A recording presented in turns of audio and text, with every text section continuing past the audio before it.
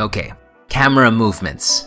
Yep, this is planned in the storyboard. You need this here before you start making your first camera shots in 3D. Before we even go further, my name's Jeff, and these are my notes.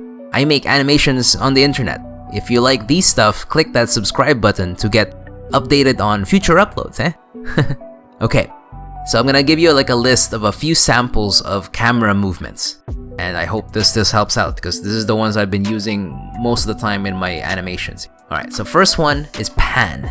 It's rotating the camera left and right without moving the camera. This is used to follow the characters or objects of interest.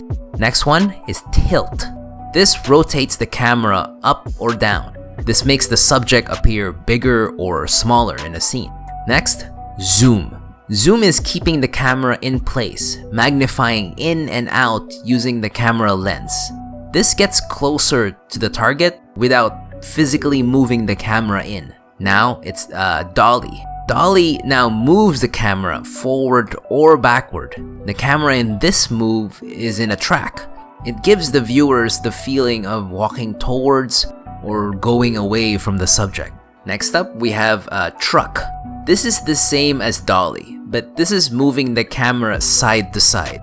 This gives the feeling that you are following the subject along. Then the last one that I have in this list is called pedestal. Pedestal is moving the camera up and down.